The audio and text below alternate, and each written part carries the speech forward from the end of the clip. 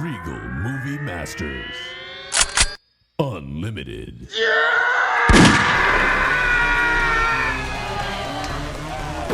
This is the Regal Movie Masters Unlimited podcast, where we instantly watch every goddamn movie that comes out at the local theater. And this time around, we got 4 movies, so, we really are watching every movie. Your movie masters today are Justine. Hi. Brent. Hi. Dylan. What's up? And I am Colin. Films on the chopping block today. Chopping block. I don't know. What's we must Docket? chop these films. docket? What is a docket? On the script. That's from like the court. Okay. Don't ask. Operation Fortune, Ruse de Guerre. One of the worst titles of a movie. Yeah. Scream 6. Well, you know what? One of the best titles of a movie. 65. Somewhere in the Bad. middle. Bad? Yeah. It doesn't convey anything. No, did you see Colin and I in the movie theater when they revealed what 65 meant? Oh, you should have seen what I did when they revealed what that meant. Spoilers. I can't wait to No talk spoilers. about this shit. Yes. And Champions. So, hey, listen. If you have any comments, questions, suggestions, movies you think we should watch at home, hit up moviemasters760@gmail.com. But without further ado, now that all our plugs are out the way for our illustrious email address I like to humble brag about so much, that's again moviemasters760@gmail.com. Let's get into Operation Fortune, Ruse de Guerre. This is a Guy Ritchie movie. This stars Jason Statham. Oi, oi, oi. Aubrey fucking Plaza. Hello.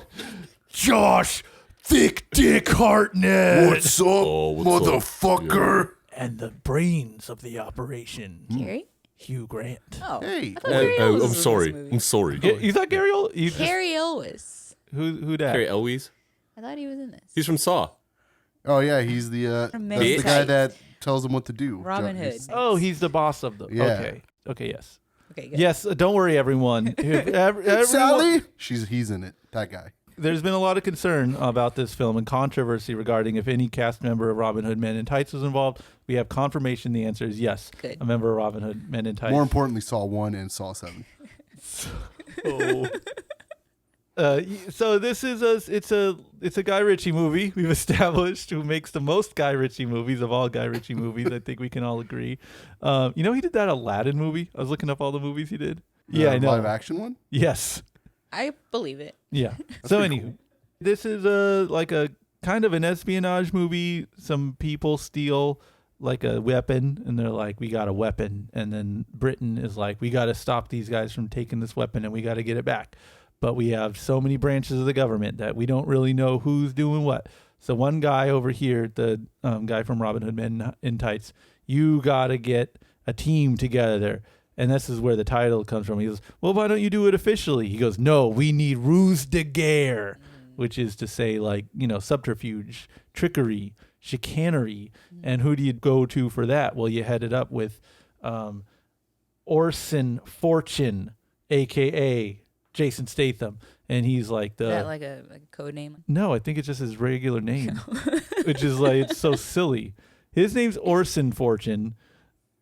The movie is called Operation Fortune, but he's like the rogue. He's like a bat. He's like, oh no, not him. He breaks too many rules. And the other guy's like, yes, but he's the best in it. And then they get him, and then he's the best. And he needs a team. And one of his old team who he wanted to get is the leader of a rival team who's also trying to get the weapon, and they fuck with each other. Wait, who hired the other team? No one knows. It's a shell game. The government is so complicated in Britain. So, Colin, you do a lot of operations. Have you Yeah. ever named one after yourself? Well, see, that's the thing. This isn't named. This is why I take umbrage with the title, because it's not like they're like Operation Fortune. Like who was Mel Gibson in Lethal Weapon? What was his name? Murtaugh? No, Riggs. Yeah, Murtaugh. One of them. that movie's name is not Operation Riggs. Right. And at no point in the movie are they like, you're a lethal weapon, Riggs, or whatever. You know, it's like, it's just, anyways, what I'm saying is that at no point is anything referred to in the film as Operation Fortune. It's just that Jason Statham's last name is Fortune. And they used the phrase Ruse de Guerre Like once. passingly. There's no French people. No, because that's what they say. They're like, why do we need all these different spies then, mate? Well, it's Ruse de Guerre, brother. Truly, that's what they said. Yes, and then that's the last you hear of that phrase. Yeah. And Which I is thought like it was the end of the movie. technically, if we're going by words involved, Ruse de Guerre is 3 to the Operation Fortune's 1. And by the way, no one heard the name Operation Fortune and was like, could I have a subtitle? Like, could I have an extra? Could I have a tack on? It's not a sequel. There's no Operation Fortune TV show or anything. That's what I thought it was. Yeah, I like thought what it was a franchise sequel. comes out of the gate with the colon. subtitle? A good one. Yeah, and All right. for all of my shitting on this movie, it was Dylan, why don't you talk about the glory of Guy Ritchie films?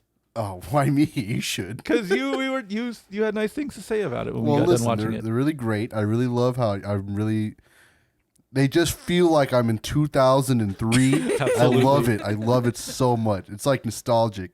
It's weird because all the technology is now, but I'm sure you can just give them like, fucking Dell laptops from like 1999 and it'd be like the same shit. Yeah. Yeah, I loved it. I like those kind of I saw he has a new movie coming out. I'm excited. Oh yeah. Yes.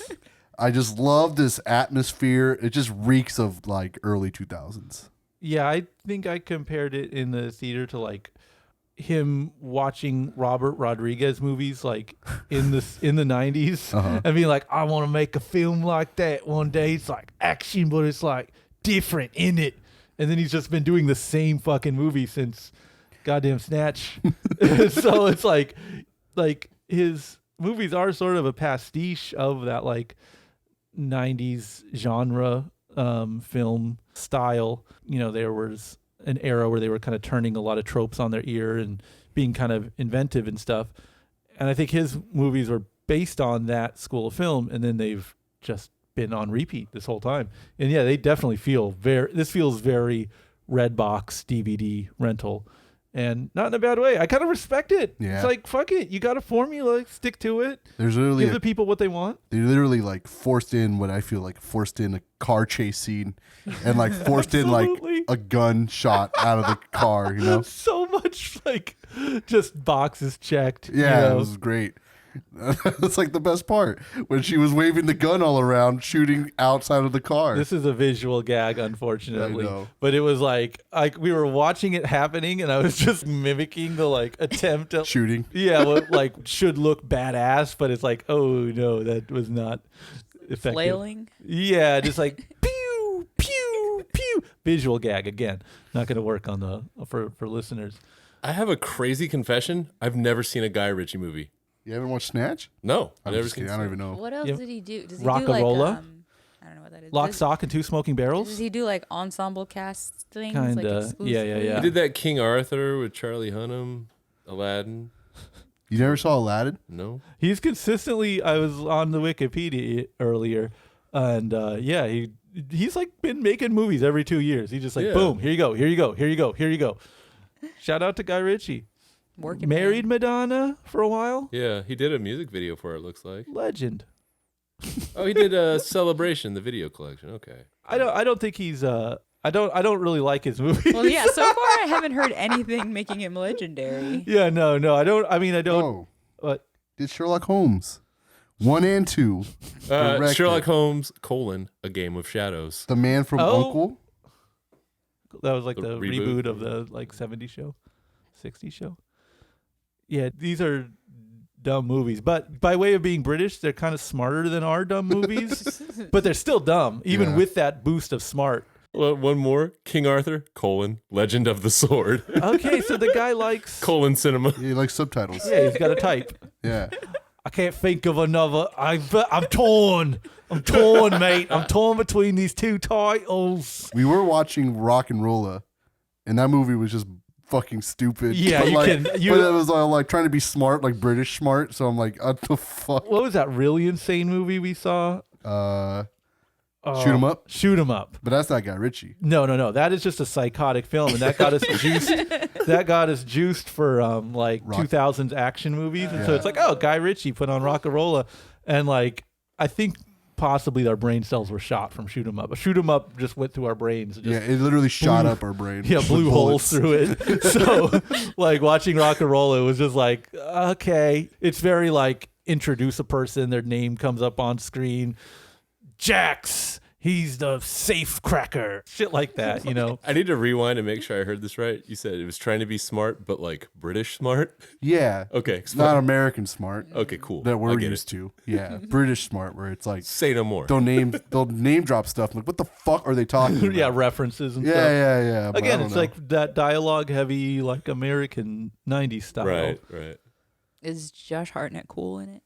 Kind of. I mean, he plays a dumb actor guy, so it's like perfect. Hugh Grant kind of kills it. I didn't even notice it was Hugh Grant till like the movie was over. Oh, is he all like made up? Yeah, he plays He's like not. well, He's just a little older. I don't know Hugh Grant. I don't know what was the last Hugh Grant movie I saw. I didn't He see. was in that Glass Onion movie, right?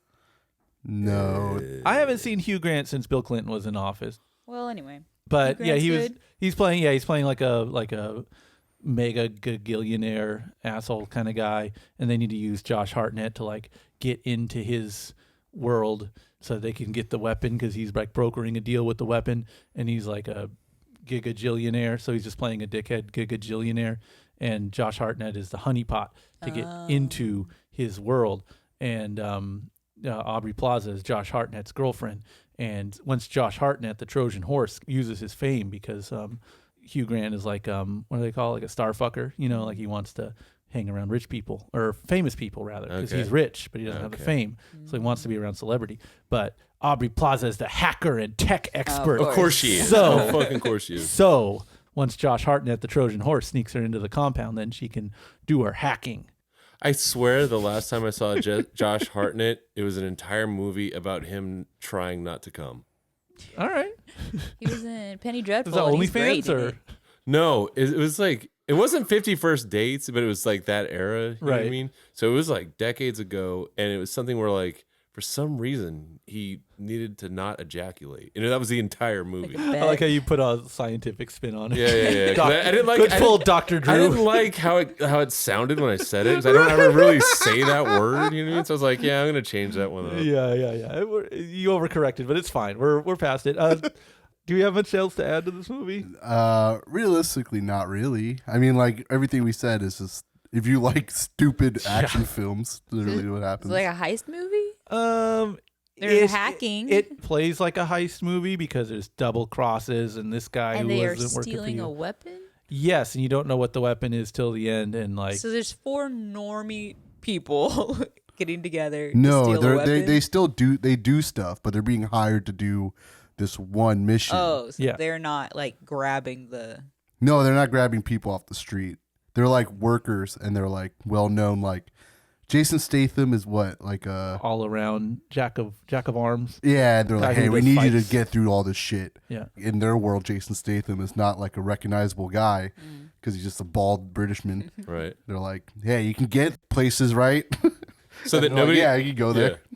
And So I'll that get- nobody at home gets blue balls. 40 Days and 40 Nights. There Is we the name of go. the movie. The plot is after a brutal breakup, a young man vows to stay celibate during the 40 days of Lent, but finds the girl of his dreams and is unable to do anything about it. Anything. it's a good movie. Yeah, you 40 just days. date or something. Yeah, that's It's the love of his life. yeah. 40 And it's days, on that ain't it's happening. on me that this was the last movie I saw of his because he's done 53 movies. Damn. You Shout didn't out watch- to Isn't he in 30 Days of Night? Weirdly, He probably is. and Is that a Guy Ritchie that's- movie? Because I haven't seen it. No, that's one of that guy's movies. Isn't that the Dracula movie? Yeah, 30 Days of Night. there's a bunch of Draculas in Yeah. It's in Atlanta Alaska though. or Alaska. Atlanta would be Yeah. a way different movie. They're burning I up. want They're to see dying that all version. fast. Yeah. They're like, wow, remember when there was like that vampire outbreak? But they just died real Yeah. quick. It was like That hot was and sunny. Solve that problem. Yeah. But yeah, it was I don't know. I think if I had to compare it to something we've seen recently, it would be that Bullet Train movie, which was kind of like exactly the same tone, I guess. Okay. I would say Bullet Train is like this movie with a big old dousing of like Monster Energy drink on it. This movie isn't as Monster Energy drink. It feels, if next to something like that, a little tame. But, you know, there's still like footage of Jason Statham shooting people up in like first-person shooter mode, Call of Duty style, like GoPro at the end of the gun, it goes up, it goes down, like that kind of stuff, you know. So there's still some Monster Energy drink in it, big time. And actually, if it wasn't for Bullet Train just being so insanely over the top ADHD, this movie would be pretty wild, really. One doesn't necessarily have to take away from the other, but in that regard, it's that kind of movie, you know, British. Dumb British guys. It's more of the 8-ounce sugar-free Red Bull. Good call. Yeah. Good call. To the Monster Energy Bullet Train green label. Yes. So, I mean, I can watch these movies. I don't need to watch them. No one needs to watch them, but I find it fine. And I think his movies are comforting in the sense that he's just so consistent with them. I don't have a problem with it. If you're asking me, Operation Fortune Ruse de Guerre, do I take the job and work for the British government, or do I decline the job and remain on vacation? I'll take the job. I'll shoot some people up. Dylan, what do you think? Yeah, I'll take the job, especially if it's going to be the doctor from Saw 1. I'd be like, yeah, whatever. Tell me what to do. All right. I don't care. I'll shoot up some people. So next up, this is a divisive one. I don't know that. I just kind of said it. The Scream 6. If you didn't know, this is the 6th Scream movie. It's directed by the duo who directed the last Scream movie, Matt Bettinelli-Olpin and Tyler Gillett. Dylan. Yes. What 90s ska band was Matt Bettinelli-Olpin of the Matt Bettinelli-Olpin Tyler Gillett team? Oh, I don't know. He was in Link 80. How insane is that? Oh, Jesus I Christ. know. I was expecting Mighty Mighty Boss Tones or something. Yeah. I was like, what the fuck? No. I felt like, okay, so I got a pretty smooth brain. I felt a wrinkle form when you said that. Hey, listen, this is what happens when you go wiki instead of IMDb because you're trying to avoid That's Oscar wild. spoilers. Watch, it's like not the right one. It's No, like the it's- same name, but the different guy. I don't And the know. link takes you to the ska guy. Hey, it's on It's his, just the 80th link. it's funny. It's on their thing. It's like filmography, music discography, split with like loose change or whatever. Oh my Forgot what the God. split is, but I just love that that's attached to it. Anyways, and these guys did the last Scream movie. They did some VHS 94, Devil's Due. This movie about college-aged girls was written by two 48-year-old men, James Vanderbilt and Guy Busick. I don't know that Guy Busick's 40. Might as well be. Spiritually, he is. James Vanderbilt is 47. The other guy that doesn't say his name, but his age, but he doesn't seem much younger than that. James Vanderbilt wrote Amazing Spider-Man, the worst of the Spider-Man movies, and he wrote Zodiac as well. Remember that movie? Yeah. He's done a lot of writing. Weird. Anyways, you got Melissa Barrera, Jenna Ortega, Hayden Pantera, and Courtney Cox, and they're all hanging out together. They're doing Scream stuff together. It's a lot of callbacks to older Scream movies, callbacks to all of the Scream movies. Yeah, because they do the movie within the movie. Yeah, I don't know how to sum. It's like there's a guy in a Ghostface, and he's trying to kill people who are connected to Ghostface, and he likes the movie Stab, which was the movie based on the Scream with it. I fucking hate these. I don't like these movies. I'm rescinding myself from this conversation because I don't like these movies. Okay. I have never seen a Scream movie before. I had never seen a Scream movie before this one. So the synopsis: there's two sisters who are newly in New York City, and one of them is starting college, but they have some baggage, which is why they moved cities. They are connected to a serial killer, and people harass them for it, essentially. And then some killings start again, and at first, one of the sisters is a suspect, but now they are victim, or they're being chased by this killer. So they and their friends group are running away from this killer and trying to figure out who it is. There we That's the You got it. gist. There we of go. it. That's fair. And in all fairness, I haven't seen a Scream movie, much like Josh Hartnett films, since Bill Clinton was in office. So I can't really talk on the lore of these films or anything. So it's like a brand new person to the Scream. Oh, was it Oeuvre? Oeuvre? Yeah. What was your takeaway from it? Did you enjoy it? I did. I thought it was fine. It was like, it's exactly what you'd think it is, given, that rundown of what it's about. Like, there's college kids. They're all running away they're all getting picked off one by one. Yep. And then there's a big reveal, but I was like looking at my watch and I was like, wow, there's like an hour left. Yeah. So, they're going to have to tell you all about who it is and why, like Scooby-Doo, where, they're unmasked and then it's like, this is how you know it's me. And they kind of go backwards, telling you the story of why it is who it is, but you don't really guess during the movie. I don't know. It's a little bit of a whodunit and a little bit of a slasher. And so it's fine. It's very current, It just seems like a teenager movie. It's for kids, Right. I mean, it's R, but it's for kids. And so it's fine. This was R.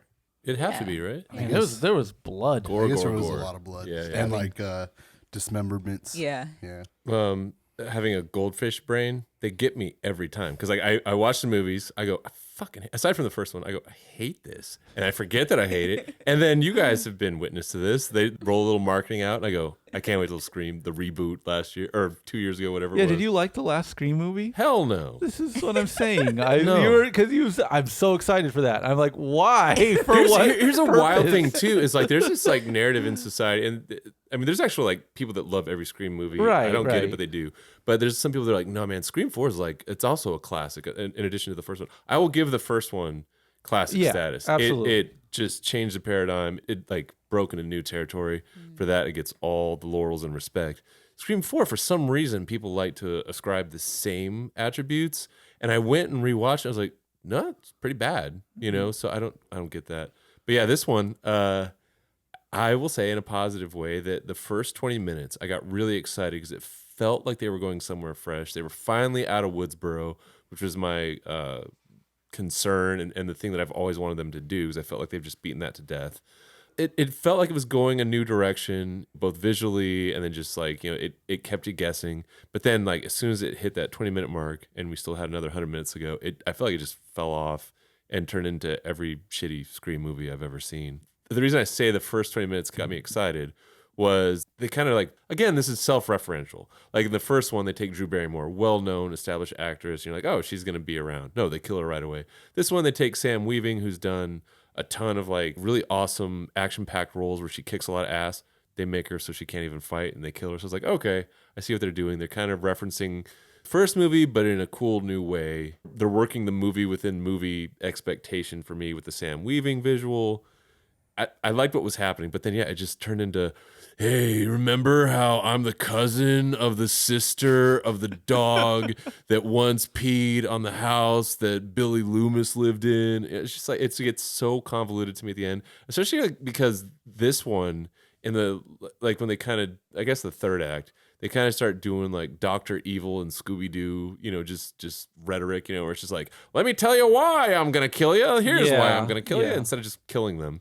It was, I don't know. I'm with you, Colin. Like, I got mad at it, like not early on, but, like I said, once we get past the 20-minute mark, everything was like off the table for me. I was like, nah, I can't do this. I mean, I should say that my gripe with these movies is really that I don't think you could do any Scream sequel to my satisfaction. I think Scream is not really even a good movie so much as it is a good idea. Yeah. An idea you just present and then you walk away because you did your idea. When you have to sell a lot of official Ghost Mask licensed merchandise and all that kind of stuff, which is a problem with a lot of horror movies that I just hate in general, where it's like, we got a new Chucky thing, we got a new Hellraiser thing, we got a new fill in the blank thing. And it's just, I don't have that kind of connection to the movies. When I like horror movies, it tends to be like, that was a good idea, or like that was a fresh something. That movie is good. I don't care about what's going to happen to fill in the blank guy with the mask down the line. I care what the movie maker might do, the filmmaker, the actors, all those kind of things. But I just don't have that character driven connection to these kind of movies. And if I did, say what you will about the Hellraiser franchise, and well, say the truth, which is that it's a clown car of terrible films, but Hellraiser there's a world building aspect to it. There's Pinhead, an engaging character as like an idea or whatever. But like the whole thing with Scream is it's not that, the original movie. It's not like I'm the ghost man and you burned my family and now I'm back to get you. It's not that at all. If any movie never necessitated a sequel, it would be this.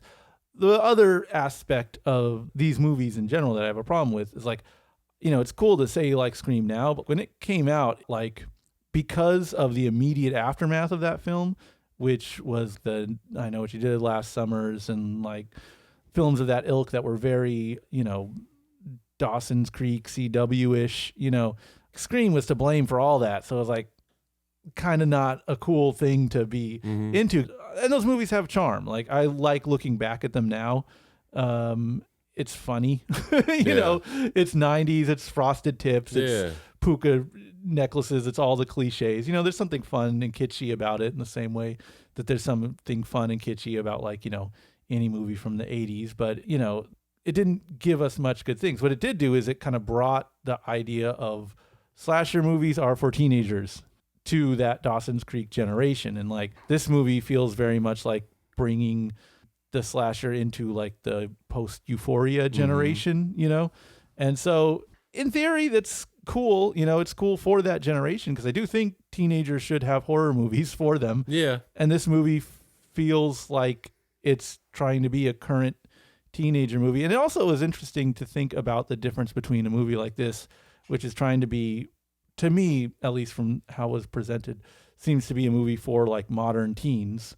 Versus, say, She Came from the Woods that we saw recently, which is a movie about teens in the 80s, which obviously feels like it's geared towards like, core horror fans, And it's like, oh, even though we're both telling youth-oriented stories, they're told in such different ways because I think this is genuinely like something that would be marketed to a current generation. So I don't have like qualms with it. I imagine if you are a Scream franchise fan, you are probably juiced on this movie. I'm just not that person. I haven't cared for any of the sequels. I just don't think it's that kind of thing. So I don't know. I kind of feel like on the outside with this, but I think it was like I was just watching something that was for a different audience. You know what I mean? And is that audience Dylan? Dylan, are you that audience? So as a guy that's watched every Scream movie, but 1 through 3 I haven't seen in like what feels like 2 decades at this point. Oh, it has been, yeah. Yeah, and like Scree 4M, because in the poster it says S. It's like the A is a 4, so it just looks like Scree 4M. Yes. And Scream 5, which is just Scream. Right. I honestly did not care about any of the Screams, and I thought Scream 5 was like funny. Right. But it sucked.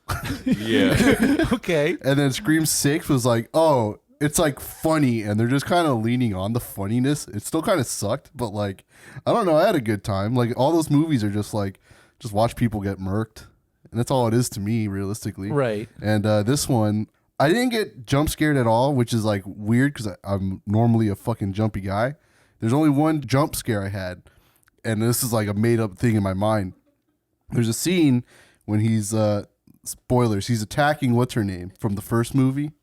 Courtney Cox. Gail Weathers. He's attacking what's her name? Courtney Cox at her house, and like she's still on the phone. What really happened was he had the manpower to throw her boyfriend through like a wall. Yeah. My head, because it was so fucking loud, I thought there was a fucking rocket launcher that he just shot at her. And I was like, yo, they got fucking Scream is like armed with weapons. Well, he That's was fucking rolling sick. around with a shotgun like straight up in that convenience store scene. But he grabbed it. But I think he left it too. Right. He didn't need it. But in my head, I was like, damn, he fucking had a rocket launcher to kill Courtney Cox. That's awesome. I wish they kind of went with that. Yeah, me too. Because they killed Dewey in 5, and I was like, that's pretty funny. And then in this one, I was like, oh, they finally killed this lady. That's pretty funny too. But I really wish it was a rocket launcher shot at her because it'd be fucking hilarious. Other than that, those movies to me, it never appeals to me. But I do like a good, just like stupid slasher every now and then. Okay. And even like, I'm trying to remember the last one. Was it Megan? I think it was She Came from the Woods. It was like a slasher. Slasher? Yeah. But of like a modern ilk. I mean, there was like Terrifier 2, and there was That's true. the mean one, of course. Classic. Well, there's a Santa.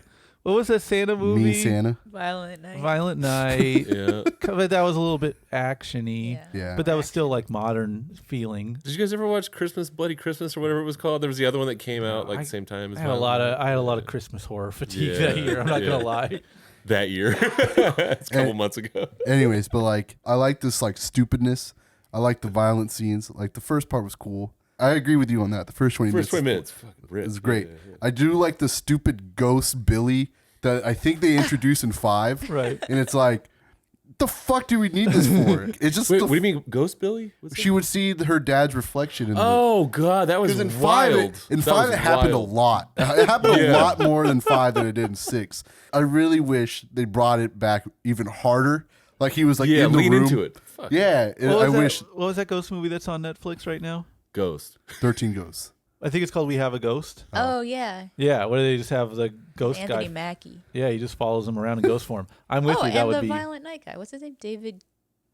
David Harbour. Oh. Yeah, he's in that Netflix ghost Yes, movie. But he's yeah, the we should have ghost. had a Netflix ghost. Anyways, as you were, Dylan. Anyway, I really wish they leaned on that fucking heavily. Like I wish like she was like talking to herself and her sisters in the room like, what the fuck are you doing? Like, I That'd be really wish so that was badass. happening. Or you take like the ghost ball from Thor 3 or Thor 4. Oh, follows around. like just Yeah. talking like a hologram. Yeah. I mean, it kind of did, but only she saw him. Right. But I do like how they connect 4 and 5 for no reason. Like Hayden new Panettiere era. just shows up. And like they were like, who let this kid in? Or who let this kid become a cop? And I was like, kid, she's like 40. Yeah, like she had aged significantly since. Yeah. It was just funny. I really wish it would just lean more into the paranormal for no reason in Scream. Yeah. Any different direction, I would have taken something fresh. You know, Yeah, would- I mean, would've been I like cool. the New York. I really fucking hate. I like the scene for what it was because I hate this shit. I have so much anxiety in like public transportation, especially if I have to go to another city. Right. That fucking subway scene fucked me up. Like just watching it, I didn't get jump scared because I knew it was gonna happen. Yeah. But I was like just anxiety ridden because I was like, fuck. Like if I was in New York and everyone's wearing costumes And you saw a guy and covering lights a were going lady's- on and off. covering a lady's mouth and stabbing her repeatedly. Yeah, and I'd be the guy that'd see it and be like, that's happening. And like in New York would just be like, fuck Yeah, I guess ever. in all fairness, I wouldn't really speak up either. I'd be like, I don't know, motherfucker's got a knife. Yeah, I'd be like, oh shit. Yeah, everyone wants to think they'd be a hero in these situations. I know. But Can we talk about how it was just like arbitrarily Halloween? Maybe. You know what I mean? Like in Yeah, the movie, it like was- it was never addressed. whatever how long do you think this film, like what is the span of time they Yeah. cover? 3 days. 3 days? It felt like 3 days. Yeah. So this was like just a 3-day Halloween weekend. I'm- So, I'm- yeah, yeah, it was I think Halloween- weekend. Yeah, And so- so the ghetto boys were trick or treat. Yeah. We have confirmation. No, I of think that. like Halloween must have been on Monday. okay, And like so, that's why they were partying on Saturday. And then Sunday Okay. were like the rest period. Then Monday was another Halloween Yeah, day. you're still seeing masks. Yeah, and I'm Yeah. like Halloween is yeah. Monday. There was a lot of that. Listen, New York City has the Halloween spirit. That's what I'm getting from this film. 'Cause Yes. they really go in. Yeah, and A lot they're of just- costumes. Yeah, it on was the scary as streets, on shit. everywhere. Not gonna lie. Previous listeners will recall that like there was a time where I read a text from my dad about corn and why A Quiet Place isn't plausible. And because I am my father's son, when they were like, yeah, we're up on the Upper West Side here, to save Gail Weathers. And then they get on the subway. I'm like, the subway would never be that crowded on the Upper West Side because everybody's really wealthy and they would just get in an Uber or a private car. But it's So- Halloween. No, not on the Upper West Side. Like, Yes, it is. It's It's Halloween. Halloween. No, what I'm everywhere. saying is like on the Upper West Side, you wouldn't have that level of volume. They would Yeah, get, but that's they would what I'm get- saying. They would They're get a all- party bus. They're those all kids. going to the Upper West Side. No, they were leaving the Upper West Side to go back. Yeah, but downtown. everyone else in the train is going. They're going They- to that weirdo theater that's all abandoned and Yeah. stabbed. which is shrine. like Soho, which is like tip of I don't Manhattan. know. Yeah. So overall, we get a call. We see it's Ghostface. Are we picking up the phone and maybe answering some queries regarding scary movies, or are we declining? I'm torn on this. I'm really torn on movies like this because it's like I imagine people who like these movies will like them, and I know I'm just not that person. All the lore they pack in, I'm sure someone is juiced on. Personally, I didn't like the movie, and I just don't really like any of the Scream sequels. Mm-hmm. But it seemed like all the other movies I don't really like, so I'm gonna say that means it's a well done Scream movie. So if you like Scream, try this. If you're like me and you don't really care for this franchise, then I don't think this one's gonna make a believer out of you. So I don't know if that means pick up I think I'll let it go to voicemail. So which is still not picking up, but it's not just hanging up on it either. So there we go. I don't have other Screams to compare it to. I think if you also don't have other Screams to compare it to, it's fine. You know Scream exists, so you get it, you know. I also think if people are super Scream fans, they may or may not like it. It really seemed to me like whatever the last Star Wars movie was, where it's just like, Right. here's these people, fan here's service. this person. It's like, okay. So there's a lot of like, here's props from all the previous movies, which to me mean nothing, but I get it, you Right. know? So I guess if you want to see props from the other movies, then it would be cool. But I won't pick up because, that's something that I really liked in Jen Ortega's voicemail. She's like, hi, it's whatever. Why aren't you texting me? There we go. That's what I say. Text me, Ghostface, and then we'll talk. So, final question: does this make you want to watch more Scream movies? No. So then I think that means you don't like the movie. No, that just means I don't think you need to make more of the movie.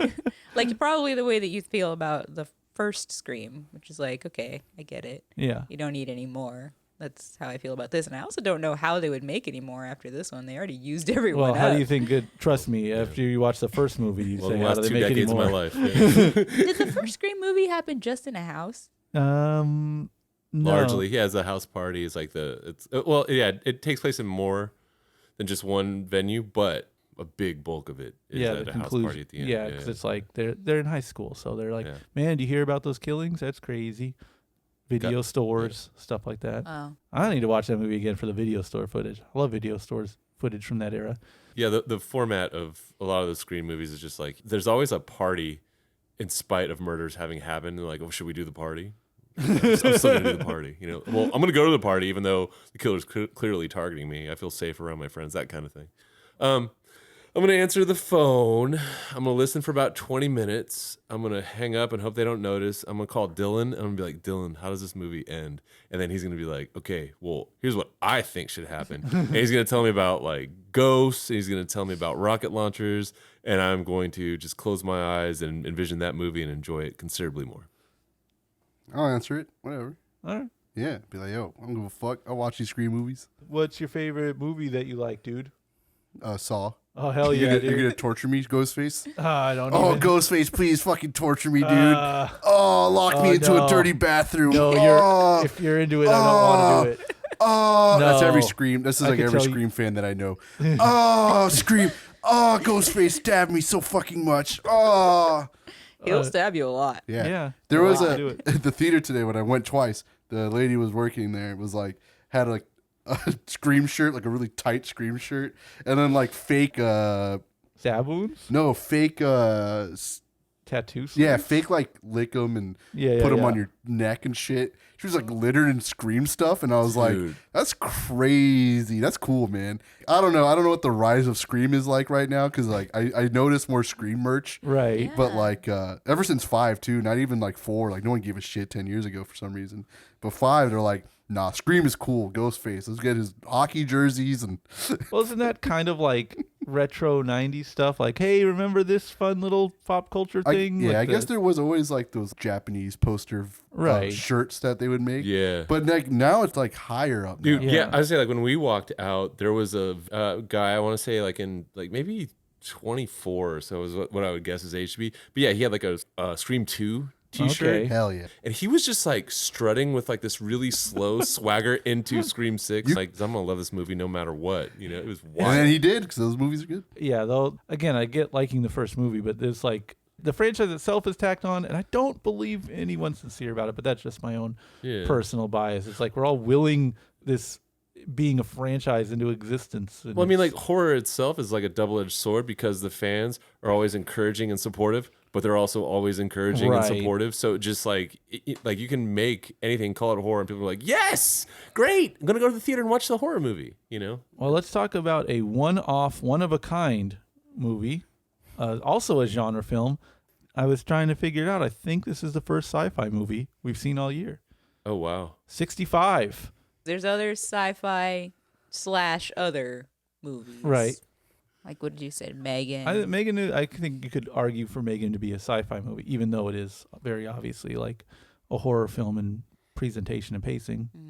And then I said Infinity Pool is kind of sci-fi, but Yeah. This felt pure. I mean, I guess even I would argue, like, think like Star Trek original series fans would probably look at this as and guffaw if you called this yeah, sci-fi. this is an action movie. Ray Bradbury stands would guffaw at the notion of this as pure sci-fi. It's probably like sci-fi action, but still.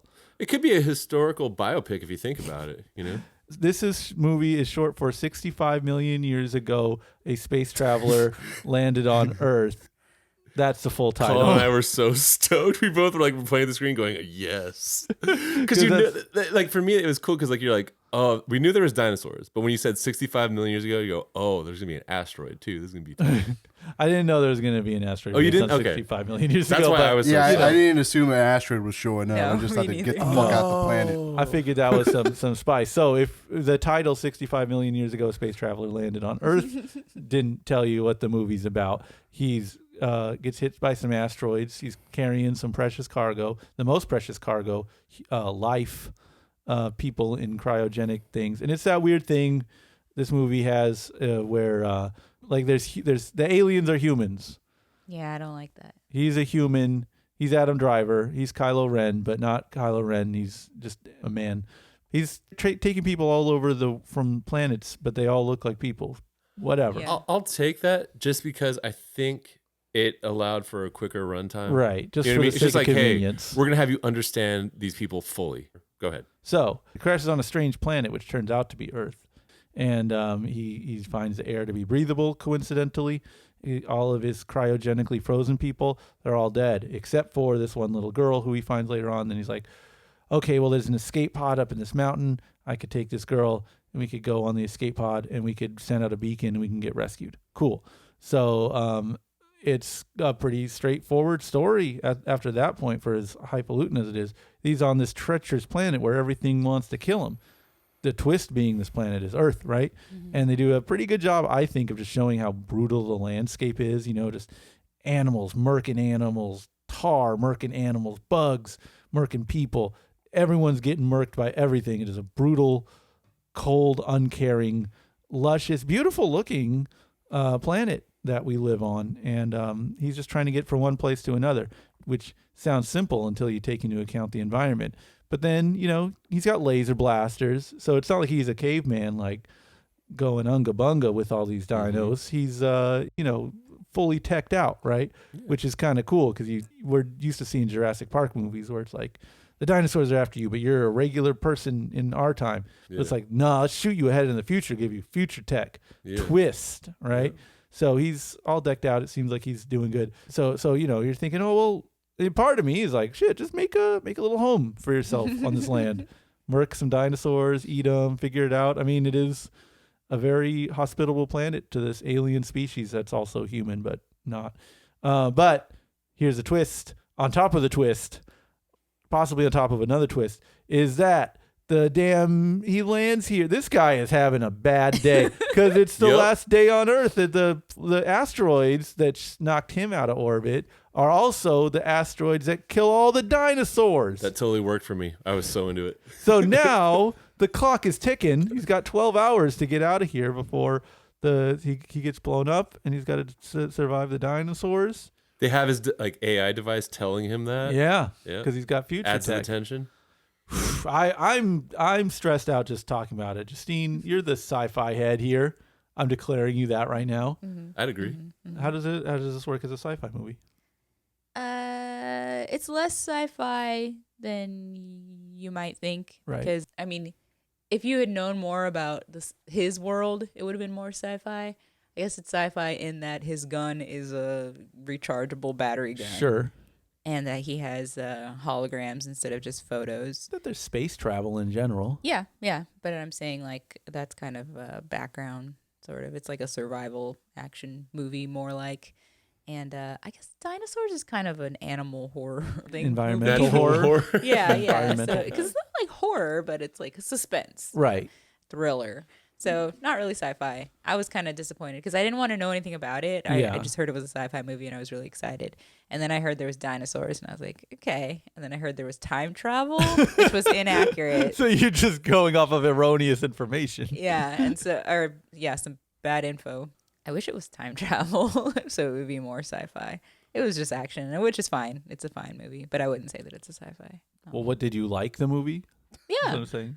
yeah, it's fun. It's quick. It's a little boring.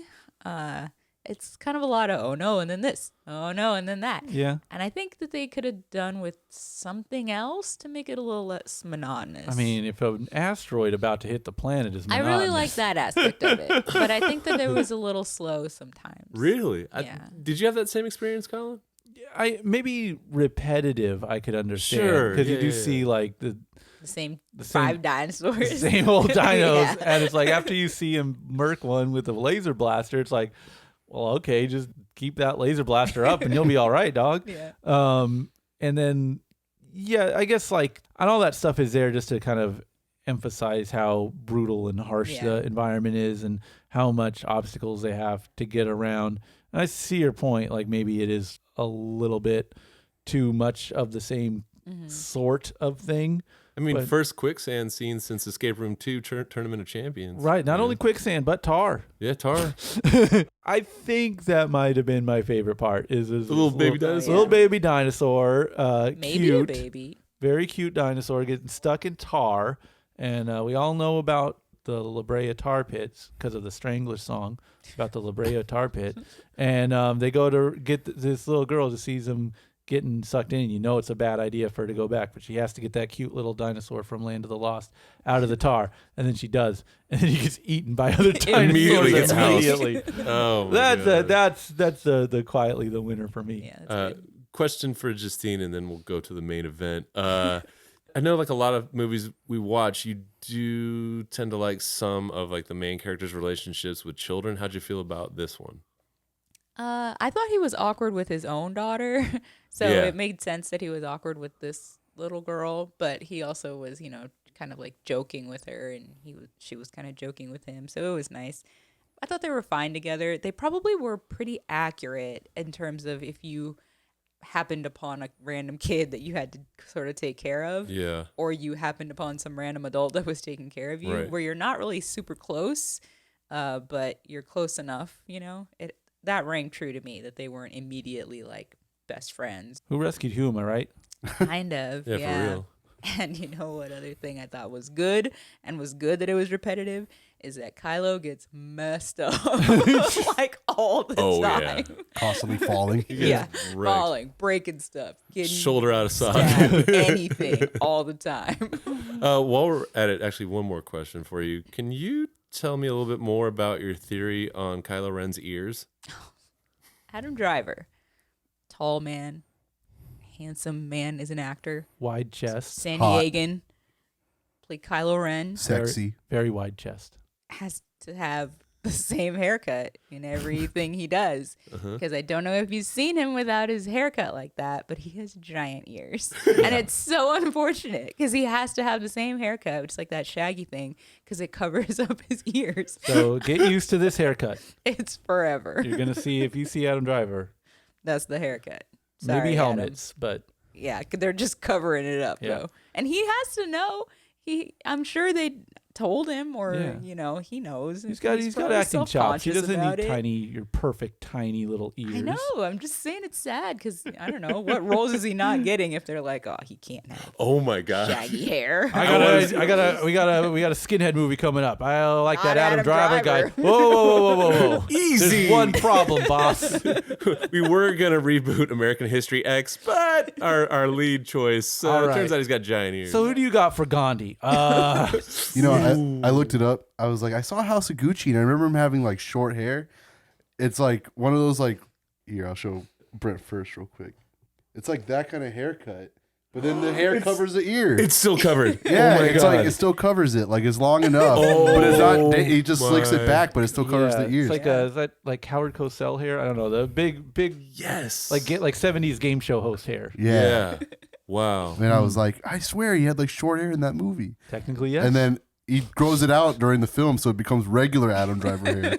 And I was like, oh shit, never mind, I was wrong. Yeah. Hey, Dylan, Yes, since you've got your phone in your hand, what else you got on there? games. Is there anything in your notes section about this movie? You want to hit it now? I'd love to hear it. God damn it! I realize we haven't done notes in Yeah, like it's so been a long. minute. Yeah, I know. Oh, you know what? Before you start, we Yes. talked about that shitty movie, A Quiet Place, that could never actually happen because of the corn issue. Same writers. There we go. They wrote A Quiet Place and Haunt, and they're the writers and directors. There we Haunt? go. Haunt. That's cool. Yeah, the YouTube channel. Oh, I Yeah. like that. The metal band. Oh god. Also, shout out Sam Raimi, producer. Dylan, hit us with some notes.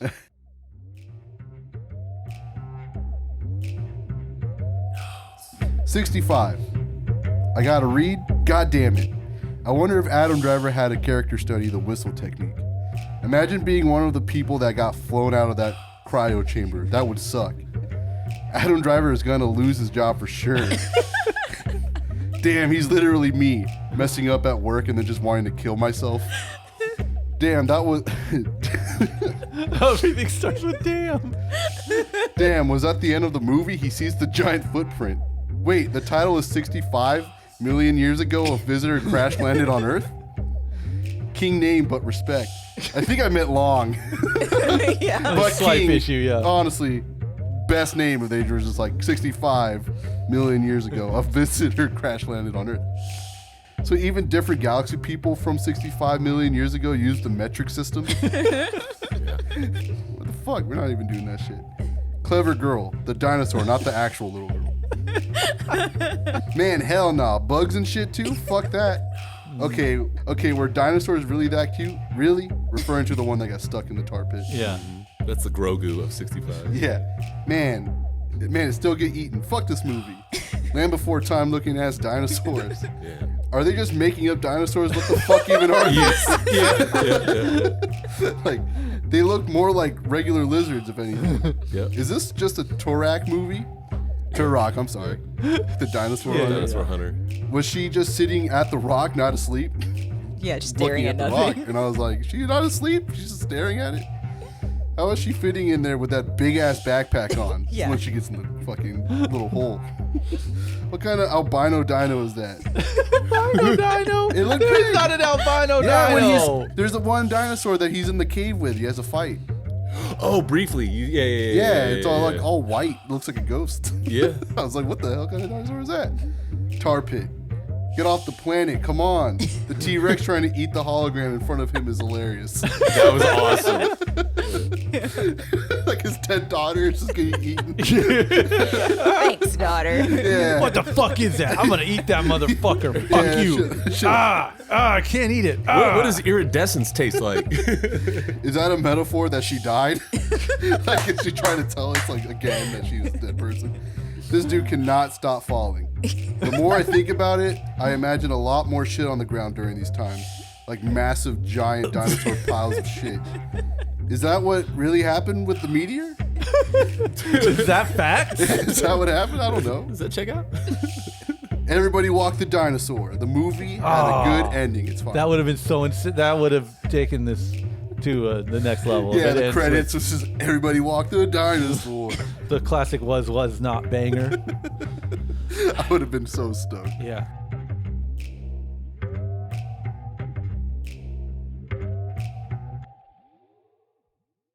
All right. Well, I think Dylan teed me up here. Are we walking the dinosaur, or are we just gonna not get on the floor? Personally, I like this movie. I like movies that feel like movies, and this is a movie, all right. Yeah, kind of just ridiculous premise, standalone kind of deal. Just an enjoyable genre film, I would say. I like there to be more movies like this. So I'll open the door, get on the floor, and I will walk this dinosaur out of the tar pit. Justine? I'll walk a dinosaur.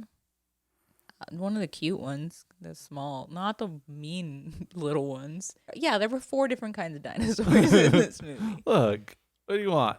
I'll pick the little one. But I was telling Dylan earlier, I was like, this is probably made during COVID, right? There's two Yeah, people started in it. September 2020. Yeah. So like deep into it. Yeah. So there's two people. Yeah. And 4 dinosaurs. Which for we've seen our fair share of COVID movies, all right. And let me tell you, this is doesn't feel like it because this is like a clever way to get around having Tilda Swinton and a genie sit in a hotel and talk for 2 hours. It feels very big and wide. You and have an lush. excuse for there only being a couple of people. Absolutely. So I give them extra credit for getting around that one. Yeah. I'm going to quit my job and I'm going to start a dinosaur walking service. That's how much I enjoyed the movie because, like I said, it was a nice, clean 90-minute movie. It had enough tension and suspense and just Adam Driver being weird to more than wet my whistle. Please make more movies like this. I think they're great. It's all right. I'll walk the dinosaur. Okay. We watched the Champions movie, me and Dylan. Separate theaters by ourselves. Wild. That is so fucking wild. Justine and I set this one out, correct? Yeah. So like there's only 2 people that went and you went separate. Yes. Different time. Double solo It's mission? because Our schedules are crazy. yeah, it's too fucked. So this is a remake of a Spanish movie called Championes from 2018. I assume basically the same plot. It's a Farley Brothers movie. One Farley brother, solo brother, Bobby Farley, not the one that did the beer run. One guy did a beer run. This guy did Champions. Oh, okay. So in a way, this is a kind of a Kingpin reunion, right? Because you got Woody Harrelson. He plays a beleaguered coach, and you got Caitlin Olsen, his love interest, aka Sweet D from Always Sunny. Oh, cool. Sweet D's and That's Kingpin? her. No, not in Kingpin. Oh, I thought that was the reunion. No, I'm sorry. now I've transferred out of my reunion Kingpin reference. Just The immediately got out Kingpin of it. segment has ended with Woody Harrelson. Okay. He jumped in and he immediately got Never out of it. mind. Woody take it back. Harrelson and Af Farley, and that was Kingpin. And this is a movie where a minor league basketball coach gets fired from his job. He gets a DUI. I mean, you think Adam Driver was having a rough day landing on the earth. Let me tell you, this guy, he gets a DUI and he hits a cop car, buffoon that he is. And he gets court ordered to coach a special needs team for basketball. So he finds the special needs adults and he starts them on their journey. They're adults? Or like teens. Okay. Anyways, not little kids. They're grown enough. And, this is a coaching movie. This is a guy doesn't want to coach a team, but he has a character arc and falls in love with the team. And Sweet D from Always Sunny, who doesn't like him at first, and then she likes him because she sees that he's good with people, her kids that he's good with. And then they go to the championships all the way because he learns that he needs to care about more than sports. He needs to connect with the people, and he does do that. You've seen Mighty Ducks, seen Bad News Bears, seen any of those kind of movies, you've seen this movie. It's very like note for note, one of those kind of movies. You kind of have to be an asshole to like hate a movie like this, because it's like it's a genre, it's a kind of movie that it is. And like when I watched it alone by myself, there was like a boys middle school like basketball team, I presume, like watching with it. It was like packed. No There was way. a lot of kids and they were fucking running wild because you cannot get little kids to sit still during a movie like this. Like, I have not heard this in all of my theater going experience yet, but a full on, if you kids don't keep quiet, I'm getting the manager. Like that phrase said out loud. Let's go. So, I think that's maybe not the intended audience, but like, it's what they're going for. It's a little sports movie. It has sweet moments in it, which is kind of all you can really hope for in a movie like this. And I guess, obviously like having the Special Olympics aspect and like, the representation, all the actors, no one's, Rain Manning it. Everyone's got the things that they got in the movie, and you see a different variety. It's not like there's Down syndrome people, there's like autistic people, there's like people with brain damage. It kind of shows like different kinds of folks. And, obviously, if you're probably in that demographic and you see yourself represented on screen, that's probably got to feel good. So that's just like icing on top of what's essentially a pretty soft pitch kind of movie. And like I said, there were some heartwarming parts. There's a little too many like subplots and byways that they had, I would say. Hence, it's a little long. Could have used some trimming, but it's like, whatever. It's this kind of movie. If you like this kind of movie, this is that movie. No one, everyone kind of did their job all right. Just a constant soundtrack of like songs that are upbeat, keep you watching. Love to see Hey Ya featured in a movie. I was gonna say current song. A lot of love for Chumbawambas get knocked down. Yeah, so If there was a current song, I couldn't tell you. The songs that were like acoustic guitar and some guy wailing about it. Don't know if those are new. right. Yeah. So yeah, I don't know. 40 years from now, they'll be making movies like this. I think there always needs to be a movie made like this, and this is a movie like this. I don't really have any strong feelings about it. Dylan, are you a fan of this kind of movie?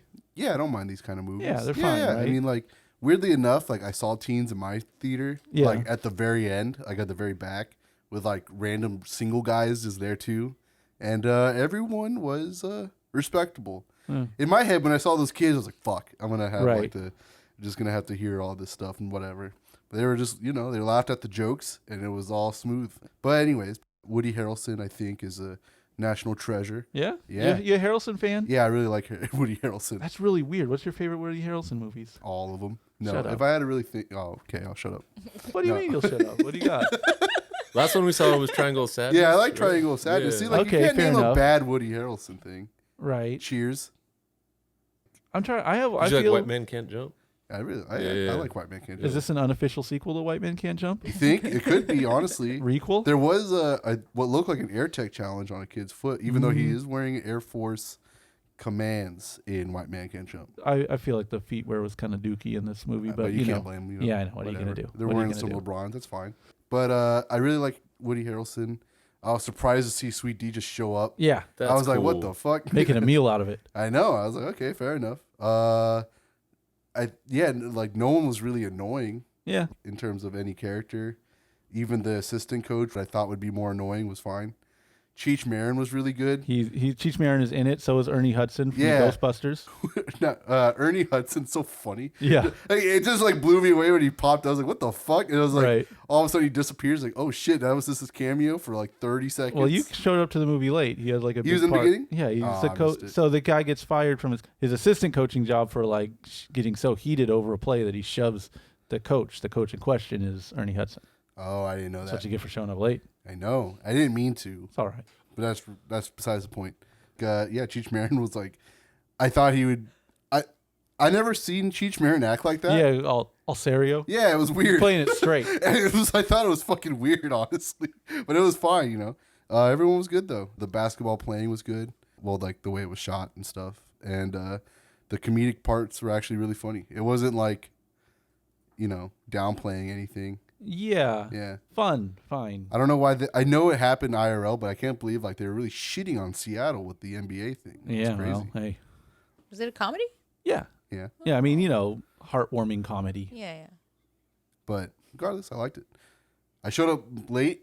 Anyone that's actually listening to this, and you know what scene I'm talking about? I showed up right when he gets into Sweet D's car, and like they're like, "Oh, I didn't know you were you're his sister. Wow!" And they like met each other. Like that was the gist. And in my mind, I made up that he was like saying some fucked up shit, and like she just did not like him like for that. But it turned out it was a Tinder date. Yeah. The movie opens with him and Sweet D, after a hookup. And then it turns out that Sweet D is the sister of A player. one of the kids. On his team. Yes. So, You think the movie would benefit if it was like that? if My script, where he was saying fucked up shit. I wanted to be honest with you, Dylan. Yes. I feel like every movie would benefit if it was your script. I know. I wish they would advise you on every film. They should have invited me for Scream. I'm thinking about that. Like, they should have really had a rocket launcher on him. He's man. the That would've been rocket nuts. launcher ghost, guy. Yeah, and a yeah. ghost ball for Yeah, sure. and a ghost. Anyway, I like Champions. It was nice. So overall, champions, are we going to go all the way to finals, or are we just gonna, not challenge ourselves? We'll go to the finals, baby. I'll go to the finals as well. Yeah. If you like this kind of movie, this is a movie like. I feel like I've said that about every movie we Reviewed so viewed far. this far. Everyone, yes, every single movie I've talked about this week is a movie that is justifiable to say it's this kind of movie. If you like this kind of movie, it's that kind of movie. I guess 65 isn't exactly a this kind of movie. It's like it's a this kind of movie in the sense that it just feels like some movie from the 90s that you didn't know existed, and then you watch it and you're like, what the hell? This is great. Why didn't I ever hear about this? Is it blasphemy if I liked it better than Jurassic Park? I'm not a big Jurassic Park stan, so I'm not going to hold your feet to the fire on that one. But Goldblum's in Jurassic Jeff Park. Goldblum is in Jurassic Park. But Adam Driver, weirdo. Yeah, if we're not having that conversation, that's not that's not up for debate. It's like, yeah, exactly. Adam Driver, a fine man who isn't Jeff Goldblum. I respect to see the effects in Jurassic Park for the time being what they were. That's kind of cool. Did the dinosaurs look great in 65? They didn't look bad. They didn't look bad. I think they kind of leaned into, like there was discussion on how like dinosaurs may have looked different than how we were taught. You know what I mean? Yeah, but they're supposed to have feathers now, I hear. Yeah, there's all kinds of things. So I think they, it leaves room for artistic liberty. They should have given them rocket launchers. I think we can all agree. Yeah.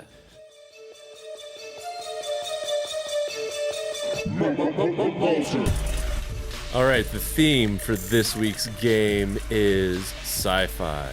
Your first movie is from 1991. It's 136 minutes. You've got 11 possible actors to work with, and the description is as follows. A kinder, gentler cyborg from the future returns, this time to protect the soon-to-be savior of humanity from destruction by a rival. Box office smash has special effects to knock your socks off, especially the liquid metal, and action to spare. But like so many sequels, lacks the freshness of the first film and gives us no one to root for. Oscar winner for best makeup, sound effects editing, and visual effects. Some versions feature additional footage. How the fuck are you saying there's no one to root for? You root for an entire species. Humans. How many? What's his rating on this? His rating on this one is 2.5 stars. Motherfucker! Damn, one of the best movies. I know that's you're crazy for this one, Mal. And what did we? This is out of 4, right? Yeah, it's out of 4. You're tripping, Mal. What do you? I don't know what you guys got. I don't have enough numbers. I got 2 in my mind. You gotta be. You can't beat 2. I can't remember. Yeah, I can't remember either. I have 3. Thank you. Take it for the love of God. Someone needs to. Hold on, give me a second. Fuck. No, I'm lost. You got it. Yeah, this is all you. I'm mad that I know. there's like 3 on the tip of my brain. I know. But the 3 that I have. First of all, it's Terminator 2 Judgment Day. Oh, thank you for the full title. Respect. And there's Linda Hamilton. Yes. Arnold Schwarzenegger. Yes. And Edward Furlong. Correct. Who's the cop? Why can't I think of his name? I'll give you one hint and let's see if you get it. Brother of, hey man, nice shot. Filter? No, I don't know. The drum. Filter? I don't know the brother of Filter's. The brother of the singer of Filter is Robert Patrick instead of Richard Patrick. No one knows the singer of Filter's name. I wouldn't know. Mr. Trent Reznor does. Few people know that your favorite guy. Hey Man, Nice Shot is the band Filter. No, is Axl Rose credited? Let's see. Axl Slash? Rose is not in here. You've is got the guy from Salute Your Shorts in there? Yeah, what's that kid? The little redheaded I'll fuck? give you the names. You got Earl Bowen, Joe Morton, S. Apatha Murkison, Yeah. Castulo Guerra. No, she's the wife of Guy that makes the whole stuff. They break into his house, and then I couldn't remember his name, but she's his wife. Got Danny Cooksey, Jeanette Goldstein, and Xander Berkeley. Maybe it's Xander. Yeah. Everyone listening at home, well, since I don't know how much Terminator 2 talk I'll ever get to have on here, the rock music as a genre ended after the "You Could Be Mine" video, where they're flying in the ravine. That was the last great pop culture rock moment. Everything after that has sucked. So rock music died then. Yes, absolutely. It was over after that moment. bookended between like, you know, if you want to get really corny about it, you could say like Elvis on Ed Sullivan or whatever, like pop culture moments. I'm not talking like who wrote the shit first. I'm talking about moments when it had a stage. It's Elvis and GNR. Okay. And specifically the GNR music video from Terminator 2. Yeah. Arnold and fucking Axel. That's fucking rock and roll. That's fucking rock and roll. And if it's not that, I don't give a fuck. I'm down. Yeah. I buy Fuck off this. White Stripes. Fuck off Strokes. Fuck off Mumford and Sons. Yeah, you current bands. Hey, well, what? White Stripes and the. I'm just saying these are. I'm Chain calling smoke this. things that happened after that can compete on a level of rock. Okay. To Arnold and Axel shooting fucking shotgun shells in a ravine out of a semi truck. It's all downhill after that. Okay. Your next movie is from 1998. It's 151 minutes, and you have up to 15 actors to choose from. The description is as follows. Opens with a bang and sets up an exciting, if improbable, story about NASA and the U.S. government turning to a veteran oil well driller and his motley team to save humanity by flying to an asteroid and planting a nuclear bomb. After a while, it becomes so routine, so predictable, and so redundant that all the fun is drained away. Unrated director's cut runs 153 minutes. Maltin gave this one 2 stars. I think I got the name, and I think I got 3. I know 2. 3 is the third is the off one. Same. I can't think of it. I can't figure out if it's this or the other movie that was like Yeah, Yeah, that. see, know. that's what's So I'm fun. going to let you two duke this You can one go out. first, Justine. You said you got the last one.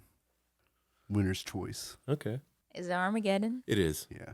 Bruce Willis? It is. Liv Tyler? Yes. Ben Affleck? Yes. Is Steve Buscemi in this? Yes. Yes. Okay. Damn. You've also got Owen Wilson, Michael Clark Duncan, Eddie Griffin is in this. It's narrated by Charlton Heston. Narrated. Yeah. I didn't know it was narrated, but apparently it is. Wait, what was the other Armageddon? Deep Impact? Uh-huh. I thought that was the Ben Affleck one. Your next movie. Dylan's going to like this. It's from 2003. It is 138 minutes. You have up to 12 actors to choose from. The description is, big booming sequel is more straightforward in its storytelling than the original, as our heroes race against time to stop a marauding army from overtaking the last outpost of humankind, Zion. Doesn't have the feeling of stylistic innovation that the first film did, but there's plenty of action and special effects to compensate. Ironically, the highlight of this dense, futuristic saga is a car chase on the California freeway, followed by another installment. 2.5 stars. Yeah, this movie's definitely as good as Terminator 2 Judgment Day. Same. Equal. See one, you see the other. One Iconic. mirrors looking at each other. 12 actors to choose from. How many do you have? 3. Shit. Pretty good. I don't even think I'm right. Yeah, I don't think I know. I got 2. So if you got 3, I think it's yours. Yeah. I don't know the subtitle.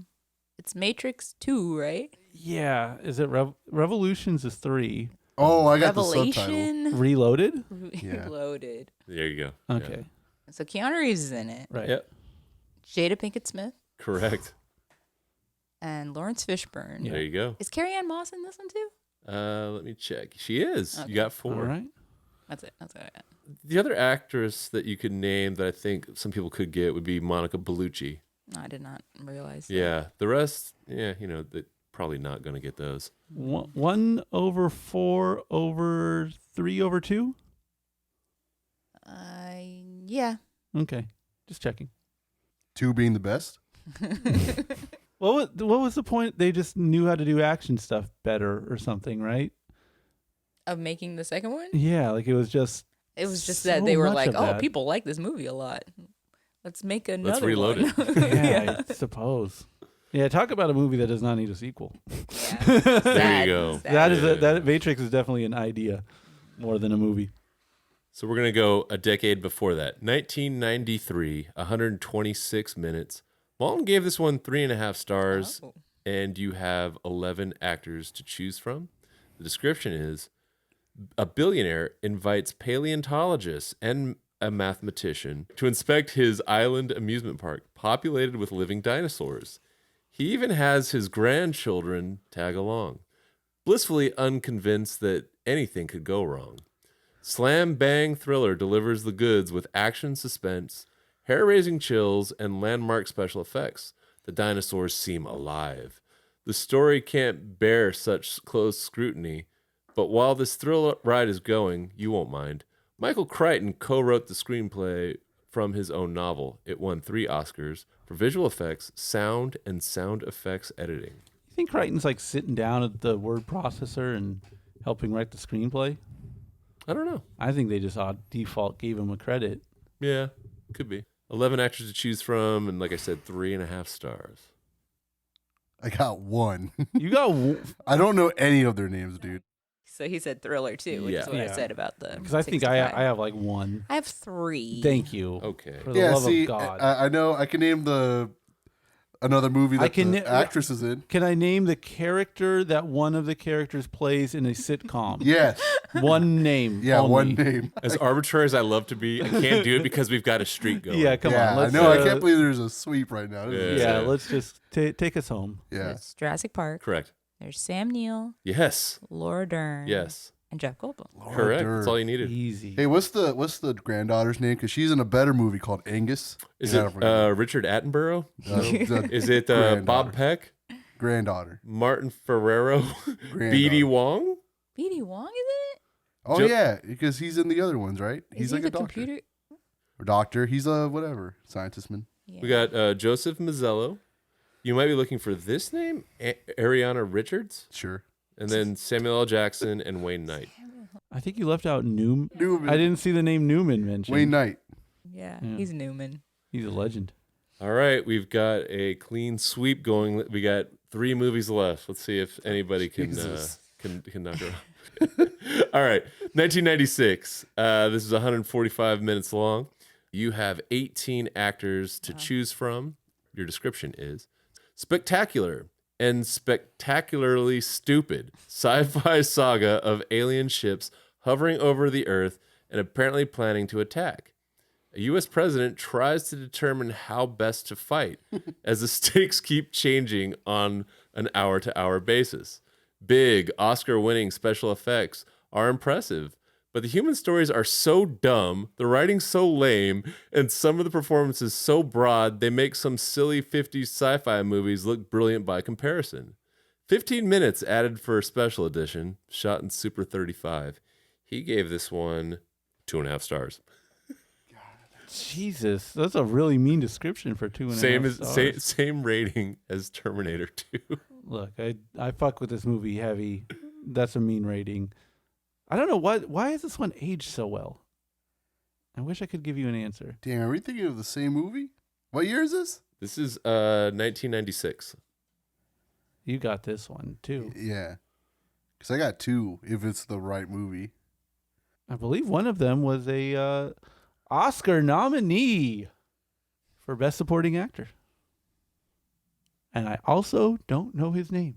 Ooh, yes you do. I literally don't. We just covered it. I know we did. That's what I'm saying. That's how bad I am with names. That's a really good. I like where your head's at. Supporting actor. From this year. Yeah, what the hell? I'll take some bids. What do we got? I got 2 if it's the right movie. Yeah, And I feel I could be dead wrong. Colin definitely knows the movie. yeah, but I don't got shit for the actor Oh, the okay. actor names. Can you say I the got like description again? yeah, I got Yep. a stone. I got 2. And if you're gonna let me, Oh, take that's the thing this- about these movies. There's always like kind of like one that's similar, right? Yeah. Yeah, Okay. that's why I'm like, there's 2, and one of them I know This 2. is not. I don't know. We'll yeah, see. I'm thinking of 2, so Well, Yeah. okay. There's one that is kind of like this, We'll, but we'll say what the other one is. yeah, we'll rock this. Okay. Spectacular and spectacularly stupid sci-fi saga of alien ships hovering over the Earth and apparently planning to attack. U.S. president tries to determine how best to fight as the stakes keep changing on an hour-to-hour basis. Big Oscar-winning special effects are impressive, but the human stories are so dumb, the writing so lame, and some of the performances so broad they make some silly 50s sci-fi movies look brilliant by comparison. 15 minutes added for special edition. Okay, I got my druthers. I got 4 now. That's Nice. something. Okay. That's something, for the love of God. I still don't know which movie it is. I narrowed it down to 1. The second one, I don't think it. Well, I'm sitting at 4. So if anyone can come at me, which you should be able to do, because that is a pathetically low number for a movie of this caliber. And one of them I reserve the right to not get the last name right. Because it's one of 2, and with a gun against my head, I couldn't tell you which was which. But I have a strong inkling. I hope it's the right movie. I should have 4. See, I got 4 as well. But she might have the right name. Right. But you might too. That's Okay, the gamble. lead with the all. Well, I don't know. She also has the streak. Yeah. Unless you're going to be that guy. No, I want to go first. I thought of it first. Let me take this from Justine. Let me take this from her. Yeah. I go first. I hate that you're winning. I hate everything you have. It should not. I feel bad about only having 4. I have 5? Yeah, you should. You should. I should have many more, but This is really exciting. I know. I'm more stoked. I don't even need a fucking. wild. I'm not gonna jump in on this one. I just want Justine to win. yeah, no, this is I a want to win too. Even if I 5 think is I not knew it. hard. You know what? I mean, we could do like Dylan's suggested rules, which is like if you've got a streak going and you tie, you know what I mean? That's what I'm saying. Just then let it- it would go to who's in the lead. You know what I mean? As Well, long as they can. if you could pull 5, yeah, you you got should that's be one able to more. pull And 5. if you're confirming the last name of the person, and we literally had one name mentioned earlier in this podcast. Is Independence Day. It is. So there's Bill Pullman. Yes. I had Paxton. Oh shit. I gotta be real. I Okay. gotta be real. I Will gotta be Smith. real. Vivica Fox. Correct. Randy Quaid. Correct. And come on, you're missing the easy one. Hold on, I really am. You really Wait, what did are. I just say? Will Smith? Did I say Jeff Goldblum? No, No, that's there you right go. there. For the I was love like, of damn, God. she's not gonna name him. That's wild, That's not right? the first name out of your I mouth. know I said it first. It's like, God damn. I was like, yo. Yeah, I didn't have Vivica Fox, but I couldn't tell if it was Pullman or Paxton. I'll never And get then them is straight. his name Judd Hirsch? Yes. Okay. Justine, what was the second Six. movie you thought of? I'll tell you mine after you tell me yours. Mars Attacks. Okay, same. I'm Exactly. not stupid. I thought I was like, No. they both sound the same, but why is it so Yeah. weird? Is Al in this movie? You're talking about Al from Married with Children? I'm talking about Al Lien. Stupid. Shoot. It's the next movie. No, Colin. Al E.N. is not in this movie. But you do have icon Harvey Fierstein. You do have Harry Connick Jr. Harvey fucking Fierstein. Damn, I love Yeah. this fucking movie. And who's Chef Goldblum's dad? That's Hirsch. Okay, Yeah, and yeah. that's the dad from the Fablemans. Okay, see, Yep. Robert Loggia. Uncle. Is it Uncle. There we go. Deadpool? Thank you. Sorry. Yeah. Yeah, there was like 18 options there. So you had some. If you could get a deep pull. See, but I feel like there's a cast like that in Mars Attacks too, and I was like, I don't know. There's When a you lot of reread it and you said cameos. Oscar winning or whatever, I was like, okay, it's not Mars Attack. Yeah, exactly. That's how I what wanted to I- like stress. That's why I was like, wait a minute. Yeah. I got 2 and I don't know which one's which. Damn it, ID4 or Mars Attacks. That's a good double feature. Either way, you win. Yeah. 2 different kind of movies. I guess you can't really. Yeah.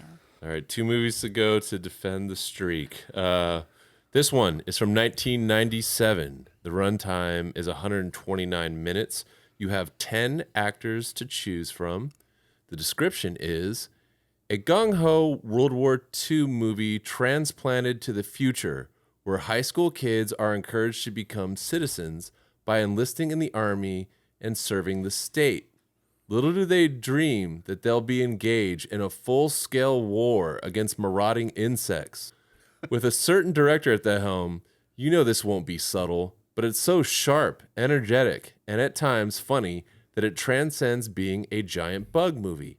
Not for the squeamish, with its graphic dismemberment of humans and insects, but robust entertainment just the same, based on the novel by Robert A. Heinlein. The incredible creature animation was supervised by Phil Tippett, who directed a 2004 sequel for cable TV. A second sequel was released direct to DVD. Why are you bringing up the sequels, Malton? Why are you throwing shade like that? You know. Man. This one he gave 3 stars. So More better than than Judgment Day? Better than Terminator Oh my 2. God. And ID4. Yeah. I think it's because the director. The director gets a lot of cred. Yeah. I only got one. I got the director, so... Justine's going to steal it right now. I can tell. Listeners at home, this is such an awesome scene because the streak is being taken very seriously. There is the pinching of the forehead, stroking of the bridge of the nose. The glasses are up. Colin's on his phone looking it up. Yeah. Yeah. No, I'm Colin's cheating. I know damn well I don't know this one. I'm not going to pretend to know the actors. Fuck. Square Jaw Man. I could tell you what the actors did after. I could do that. So your bid right now is one actor? Yeah. I have one name. It's a hard movie to pull actors. I know, Yeah, and for I'm like, sure. God damn, because they did stuff, but then you don't know their names anyway. Yeah. But for some reason, I feel like Justine might have this one. Yeah. And that's what makes the streak so interesting. Yep. They're crazy. It's Well, I happen to know that she is a fan yeah. in her private life, away from her professional life. In her private life, she's a fan of this film. And anyone never questioning. Don't ever take away this sci-fi love from Justine. And Like realistically, if you love this movie, I can see pulling 3. Fairly. Like the Justine rest also will pull some Yeah. just regular old actors out of the bag. That's true. She has that skill, Yes. but will those skills pull through? I know we're adding more pressure, I'm sure. I know. Dealing with one is a lot of pressure right now. Yeah. It's like, I'm stupid to know the name. Well, answer me this. Do you have one? I think I have one. Yeah. Oh, wow. And you're trying to think of... 3 people. Yeah. But I'm like I have partial names. Oh, man.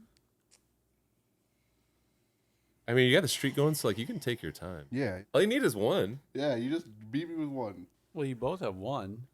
With tiebreak director, but I guess you both have that. I don't have that director. You don't have direct. Neither of you have director. Oh, come on. The way we're playing it today. Sure. So it's just an is incredible that, leap of. if there is a tie and in wagers, the person that's in the lead gets the opportunity first. And Starship Troopers. Correct. Casper Van Dien. Let me look. Yes, Gee, that's a hell of a pull. Yeah, that's that not is even the not person. who I thought. you were That's gonna not what I thought either. What did I tell you? If you want some Fucking A. names of actors, Oh my god! All right, now, give me some other things you were working on. question our girl on Sean Bean's catalog. She'll fucking put you in check. Is the girl Carmen Electra? No, you're What thinking is- of Denise Richards. From Yes. Blue Oh my Mountain State God, fame, Denise baby. Richards. Well, he said thing, so I was like, oh, Wild Things. You know what I mean? 'Cause that's I didn't what even think we're that. I working was thinking And Blue then Mountain State. what's his name? What's the Busey kid's name? on. Jake Busey. Jake. Here's one I thought for sure you were gonna get: Neil Patrick Harris. Oh, I Oh, totally that's forgot right. about it. Yeah. See, I had the guy that voices Mr. Krabs, but I couldn't remember his actual name. The legless sergeant man. Yeah. Patrick Muldoon's in it. That I think some people might have been able to get that. Colin, go ahead and hit them with the director. Paul Verhoeven. Correct. Who? Paul Verhoeven. He did RoboCop. Legend. Oh, Also, Rue McClanahan is in this from Golden Girls. nice. I cannot picture her in this movie, but it says it in the book. She was one of the bugs. Heavy makeup. Heavy makeup. She gave the tattoo. She went full whale. All right. With a streak of 6. Wait, so did we each have one? Yeah, but you got it. If you know, fairness, you did guess Busey, so that is technically half a name Half a name. Yeah. versus just. Plus, you named a fucking weird one, so whatever. Crazy. My Denise Richards is way below. Like, I'm just an idiot that I remember her. Yeah, that was a wild pull. Yeah, I was like, what the fuck? All right, so Justine with 6 straight. First time this has ever been done in the game. She has a chance to sweep this entire edition with this last movie, which is from 1998. It is 100 minutes long. Maltin gave it 3 stars. It has 8 actors to choose from, and the description is as follows. In a city where it is always night, aliens conduct secret experiments to learn what makes us human. Meanwhile, his memory mostly gone, One of the actors is suspected of being a serial killer and finds he now has telekinetic powers. Richly plotted Sci-Fi has striking set design and excellent use of special effects. Complex, with a new surprise every few minutes. Filmed in Australia, co-written by the director, the director's cut runs 111 minutes. I am out. Yeah. I don't know. It's a hard one. This is like, I saved this for last. It's some foreign I film. got Title, but I don't got anything else. You didn't put Fifth Element on this list? Nope. I've been just cranking my mind. I was like, Bruce Willis, Mia Jovovich, just ready to go. The game is the game. You know what I mean? Game You'll is never the know, game. you'll Chris never know when Tucker, it's going to Chris pop Tucker. up. But I did give you Bruce Willis on Armageddon. Is it Paul featuring the Shaun of the Dead guys and Seth Rogen? I should note that I'm between two movies that I haven't seen. I know, I'm pretty sure which one it is, but it's really funny if it's the second one. Also, just remind me to remind you of the one that my B pick. Yeah. But I only have Title anyway, so you. So many of these movies were in that era where like you'd get one movie from a studio and another studio would offer a very, very similar fare. If it's the movie I think it is, I have two actors. Uh-huh. Well, I'm out after Title, so why don't you give the title, and then if you got the actors, you got the actors. Yep. If you're right, you're right. If you're wrong, you're wrong. Is it Dark City? It is Dark City. I was kind of hoping it was Johnny Mnemonic with I know. Keanu Reeves. But worth noting, I have not seen either movie. But yes, it is. But yeah, so who the hell's in Dark City? Kiefer Sutherland. Yes. And Rufus Sewell? Look at her with these crazy. God. I had to look at the book Fucking because damn. I didn't even know. Yeah, I thought she was gonna say. Do you want to name other people? No, that's. I thought she was gonna name Jennifer Connelly, or William Hurt. Dark City is one of those movies I feel like I've seen, but probably Rubber Hits the Road. I've never seen it. I've watched it in shifts. I have it on DVD, and I just like for Humble some brag. reason I just keep I'll start watching it. I'll walk away. Yeah. I'll be like, oh, I'm gonna put on the end later. It's been out for fucking 25 years. Yeah. I recommend it. Can we? She said Rufus Sewell, and then like there was that Starship. I'm telling you, it's fucked up. It's fucked up. Ladies and gentlemen, this is our first clean sweep, 7 in a row. Congratulations, Justine. Thank you. Yeah. My brain. hurts. Name 5 Sean Bean movies. All right, we got no. The important one is that he's Alec Trevelyan in GoldenEye. Yeah. All right. Dylan, please let us know what we're watching next. Unlimited. Hey everybody, thank you for listening to this week's episode of the Regal Movie Masters Unlimited. Join us next time when we talk about Shazam! Fury of the Gods. I literally can't wait for it. Moving on, we got Moving On with Jane Fonda and Lily Tomlin. And man, I'm really excited. We're back in senior cinema, baby. We also got a great isolation film, Inside, featuring Willem Dafoe locked in the Skinamarink house. It's gonna get fucking scary. I don't want to watch it. Till then, everyone, see you guys at the movies. Bye!